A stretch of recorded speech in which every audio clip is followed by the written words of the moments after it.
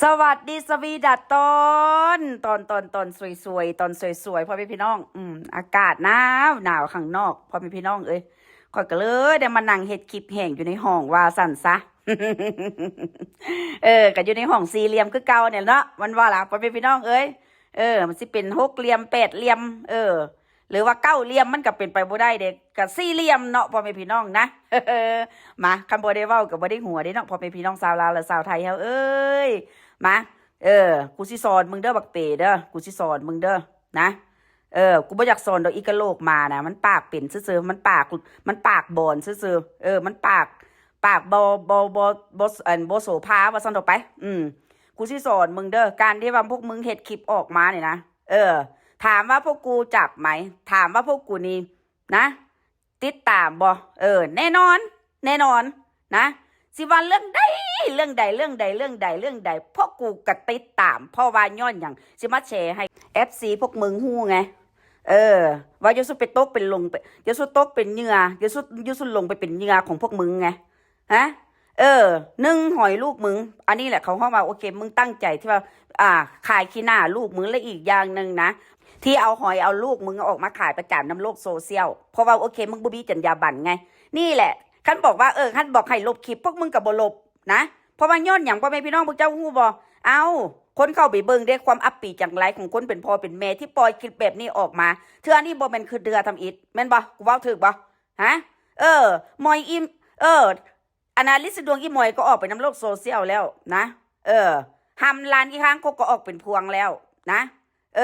เป้าเปียกเป้าเนาเป้าจื้นของอีค้างคกมึงเก่าออกมาแล้วมึงทายออกมาเบิดนี่แหละพ่อแม่พี่น้องนะความตะกะความเห็นแก่ตัวความจังไรของมึงคันว่าคนอื่นเขาเว้าให้นะมึงก็รับบ่ได้นะสิ่งใดที่ว่ามึงเคยรับได้บักหน้าส้นตีนฮะมาบอกว่าอะไรนะมาบอกว่าซ่องเสบัตีซ่องสีซ่องเสเนี่ยโอเคอัปปีชีกบาลบอกความหมายมึงเว้าฮะคันมาพวกกูเนี่ยนะคันเป็นซ่องเสอัปปีชีกบาลหรือว่าโอเคทุอย่างก็ทุหลอกทุเลศก็บ่เท่ากันกับพวกมึงน่ะเป็นพ่อเป็นแม่คนที่ว่าบ่คอยปกป้องรักษาสิทธิ์ของลูกตัวเองปล่อยให้เนาะปล่อยให้มันออกมาแล้วบางทีคนมาภาควิจารณ์เป็นรับไม่ได้แล้วก็ออกมาว่าบอกว่า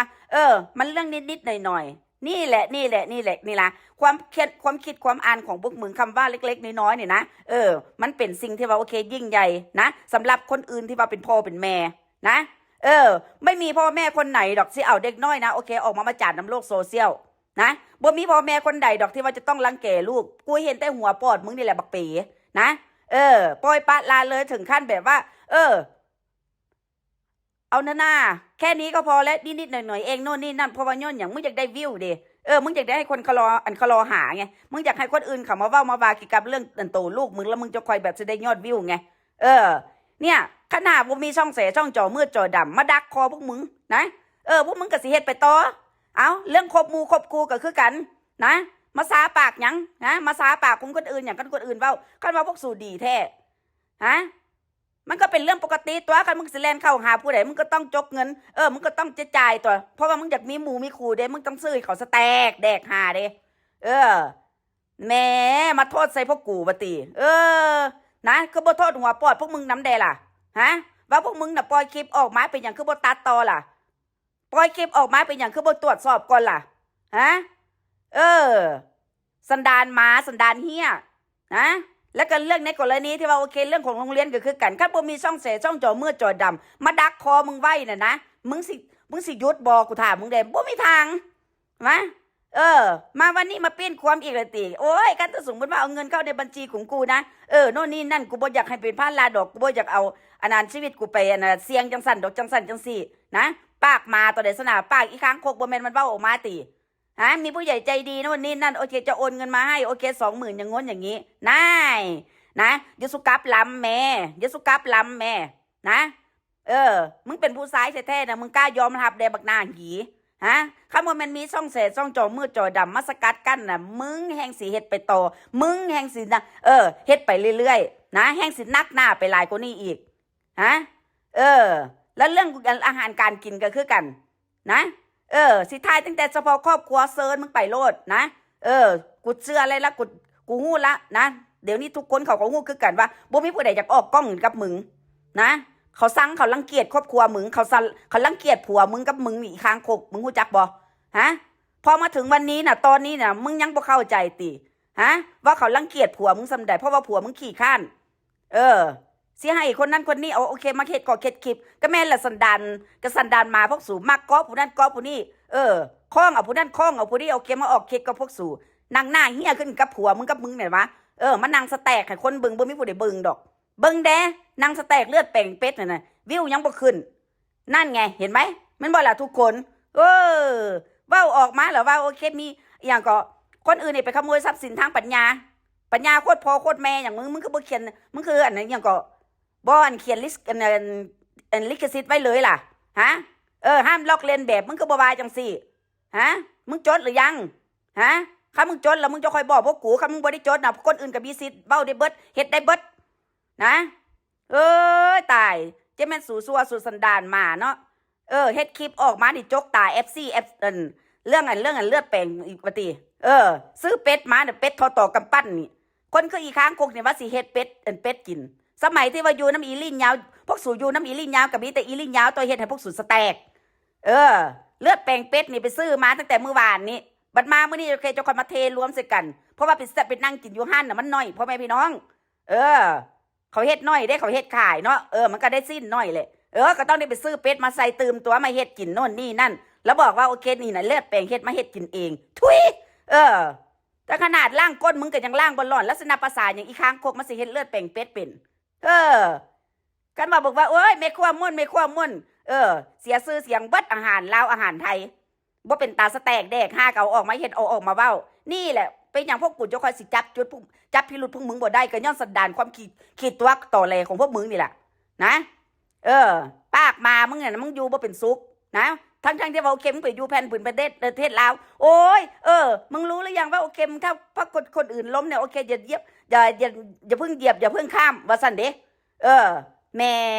จะพูดอะไรน่ะนะนั่นน่ะนะประเทศลาวเด้อบ่แม่นประเทศไทยได้เป๋นั่นน่ะประเทศลาวนะมึงอย่าลืมนะว่าขาข้างมึงโอเคเข้าคุกไปแล้วนะยังเหลืออีกข้างนึงนะแม่คันว่าเขาสิแจ้งจอกแจ้งจับได้บาทนี้แล้วตัวมึงล่ะว่าสั่นเป็นอีหยังฮะหนังหน้าขึ้นอย่างนี้มึงสิเฮ็ดอย่างเงี้ยเขาได้มึงเบิ่งได้ว่าผัวมึงน่ะปกป้องมึงบ่อีค้างคกฮะขนาดลูกมึงแท้ๆน่ะนะมันยังปล่อยให้อันอย่างว่าอีจิมิหอยลูกมึงน่ะมันโลกโซเชียลฮะคันว่าพวกกูซัวพวกกูเลวน่ะบ่เท่ากับพวกมึงดอกย้อนอย่างพวกมึงน่ะมันเป็นพ่อมันเป็นแม่คนนะเป็นอย่างคือบ่รักษาสิทธิ์ลูกของตัวเองไว้ล่ะพอโดนคนอื่นเขาว่าให้จะเป็นสิตายแล้วก็มาเว้าเรื่องลูกแลบาดนี้ยสุธามกูดูได้กูขี้ข้านตอบกูจะเอาลูกไปโรงเรียนมื้อไหนวันที่ว่ากูพร้อมว่าสั่นเอ้ยมึงอยากจะให้คนนี้โอเคโอนเงินเข้าไปหามึงติวอนให้บ่อยขอเป๋เอาอีลิงคำเทหน้านี่ไปเข้าโรงเรียนซะเด้อว่าติโว้ยบ่มีวันนั้นสละกูสิบอกมึงให้ไม่มีวันนั้นละนะบ่มีผู้ใดดอกขนาดแม่มึงเด็ดแท้แม่มึงยังบ่เลยสินาภาษาอย่างคนอื่นนะก็คือคนอื่นไม่ใช่คนในครอบครัวของมึงลูกมึงสิได้เข้าโรงเรียนหรือบ่ได้เข้าโรงเรียนอันนี้ไม่ใช่ปัญหาของพวกกูก็คือปัญหาของมึงนะบ่มีผู้ใดไปถามอีกแล้วแหละนะว่าเป็นอย่างคือว่าลูกเรียนเข้าโรงเรียนมึงก็เว้าออกมาเองบ่แม่นติลูกมึงเป็นปัญญาอ่อนฮะคนอื่นนะเขามีสตินะเขามีสติปัญญานะ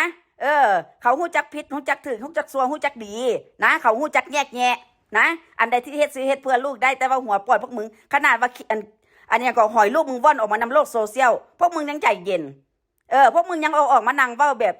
บอันนั้นในทางแง่ลบอีกฮะกูบ่แปลกใจดอกว่าเป็นอย่างอีลิงมันจะคอยมาตกอยู่ในสภาพแบบนี้นะตายพ่อแม่พี่น้องชาวลาวหรือชาวไทยโง่เขาจริงๆนะกบอยู่ในกะลาอีหลีน้ำเต็มแก้วอีหลีผู้ใดว่าผู้ใดสอนผู้ใดว่าติเตียนบ่มีฝังบัดผลเสียแล้วมาตกอยู่ใส่ตกใส่พวกมึงเองตัวบ่แม่นติแม่นบ่ล่ะจะให้ใครล่ะจะให้ใครออกไปเป้าไปว่าโน่นนี่นั่นกับพวกมึงบ่มีแล้วนะขนาดคนในครอบครัวมึงแท้ๆนะเขาก็ยังเอื่อมละอากับพวกมึงคือกันนะที่มันผ่านมาเนี่ยนะขั้นบ่เพื่อผลประโยชน์ของพวกมึงเองนะมึงสิบ่เฮ็ด เนี่ยยกตัวอย่างมึงไปเอาคนอื่นคนนั้นคนนี้เข้ากอกเข้ากล้อง เออ เนี่ยก็เพื่อผลประโยชน์มึงทั้งนั้นนะคนอื่นเขาไม่ได้ผลประโยชน์กับมึงมีแต่มึงผู้เดียว เออ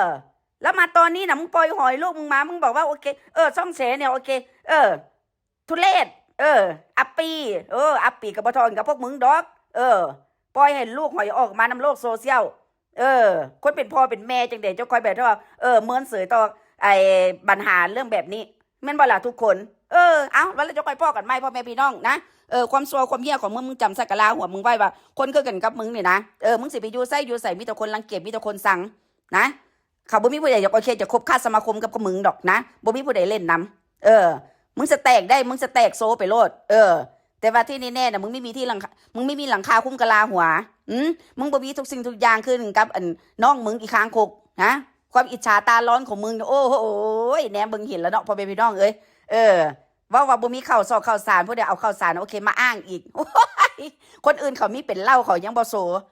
แม่นบ่ล่ะพ่อพี่น้องเขามีที่ไร่ที่นาโอเคโอ้ยเป็นละลายร้อยไร่เขาก็ยังบ่เว้าบ่ว่านับภาษาโอเคข้าวสารกระสอบเดียวแม่นบ่ล่ะพ่อพี่น้องขี่โม่ขี่อวดจังใดอวดไปอวดมาสุดท้ายมาโอเคก็เบิดทุกสิ่งทุกอย่างไปหั่นไปนี่โอเคก็ลำบากเพราะว่าย้อนอย่างย่านตีนคนนะเขาสิเอาตีนทืบปากว่าสั่นซะเอาตอนนี้แหละพ่อพี่น้องไว้เจอกันใหม่นะจ๊ะโอเคบ๊ายบาย